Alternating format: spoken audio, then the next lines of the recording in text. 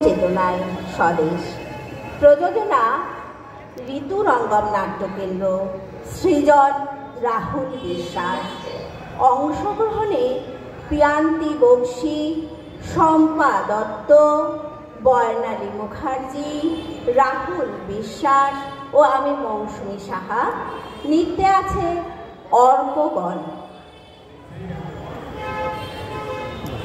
রবীন্দ্রনাথের স্বদেশ ভাবনার মূল সুরটি হল মানবতাবোধ। সংকীর্ণ দেশ কাল পাত্রের অনেক ঊর্ধ্বে উঠে এর সুর বাঁধা।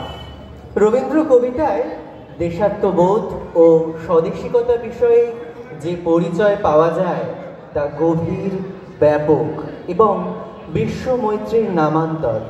তিনি বলেছেন, দেশকে ভালো না বাসলে তাকে ভালো করে জানার ধৈর্য থাকে না, তাকে না জানলে তার ভালো করতে চাইলেও ভালো করা যায় না। এই ভারতের মহামানবের সাগর তীরে হেথায় দাঁড়াই দুবাহু বাড়াই নবীনর দেবতারে উদার ছন্দে পরমানন্দে বন্দন করি তাঁরে।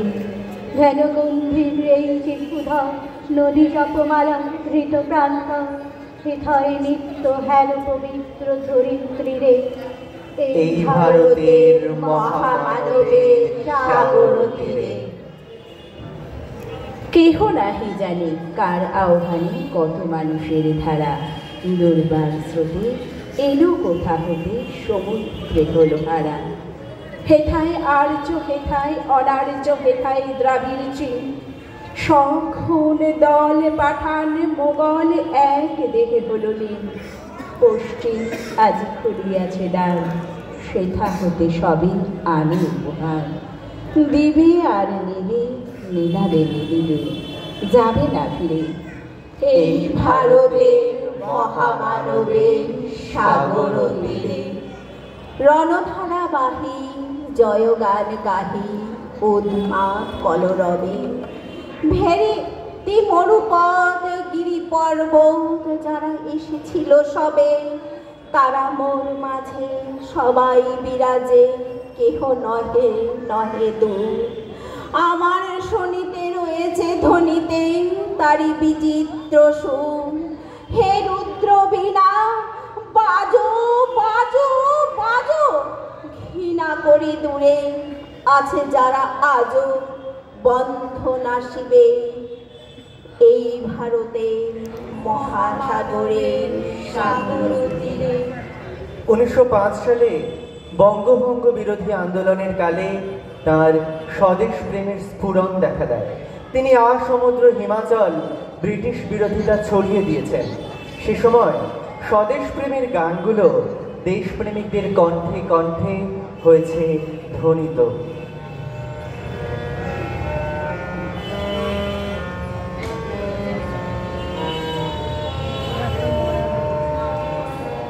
এবার তোর মরা গানে বান এসেছে জয় মা বলে ভাষা করি। এবার তোর মরা গানে বান এসেছে জয় মা বলে ভাষা করি। ওরে রে ওরে মাঝে কোথায় মাঝে প্রাণ বনে ভাই রাখতে আজে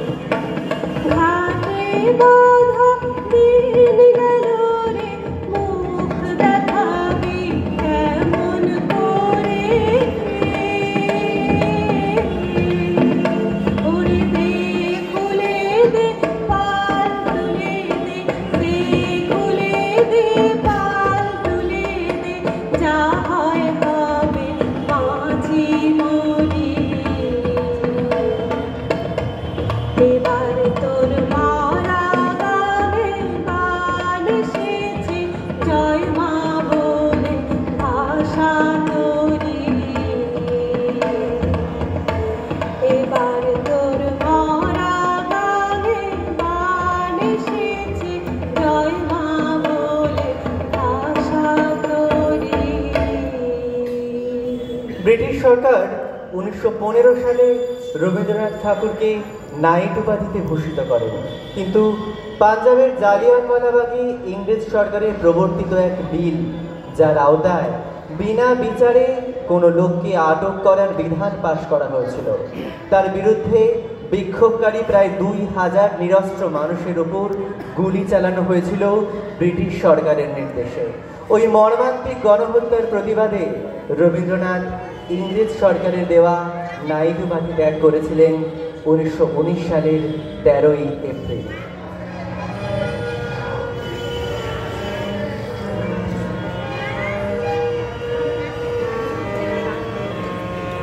ব্যর্থ প্রাণের আবর্জনা পুড়িয়ে ফেলে আগুন জ্বালো, আগুন জ্বালো। ব্যর্থ প্রাণের আবর্জনা পুড়িয়ে ফেলে আগুন জ্বালো, আগুন জ্বালো। একলা রাতের অন্ধকারে আমি চাই পথের আলো, একলা রাতের অন্ধকারে আমি চাই পথের আলো।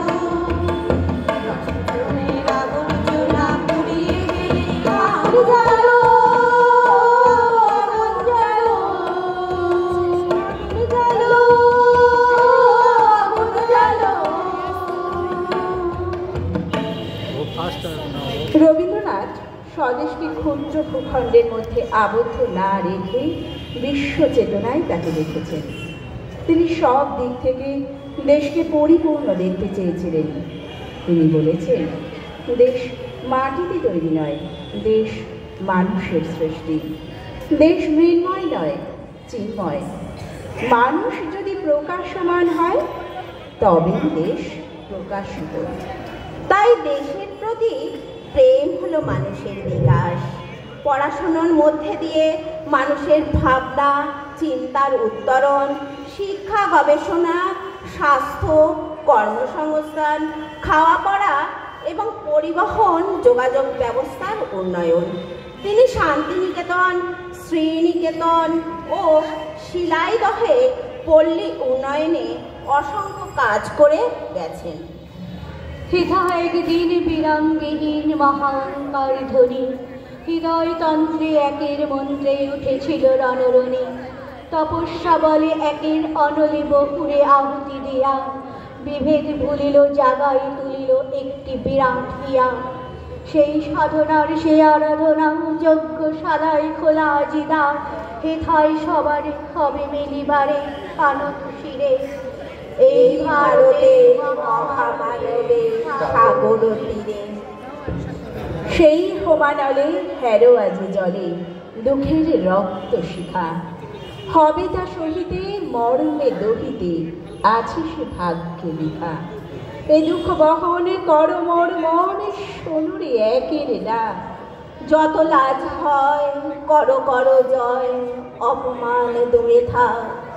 দুঃসহ ব্যথা হয়ে অবসান, জন্ম লোভিবে কি বিশাল প্রাণ। পোহায় রজনী জাগিছে জননী বিপুল নীরে, এই ভারতের মহামানবের সাগর তীরে। এসো হে আর্য, এসো অনার্য, হিন্দু মুসলমান, এসো এসো আজ তুমি ইংরাজ, এসো এসো খ্রিস্টান। এসো ব্রাহ্মণ সূচি করি মন, ধরো হাত সবাকার। এসো হে পতিত করো অপনীত, সব অপমান ভার। মার অভিষেকে এসো এসো তরা, মঙ্গল ঘট হয়নি যে ভরা।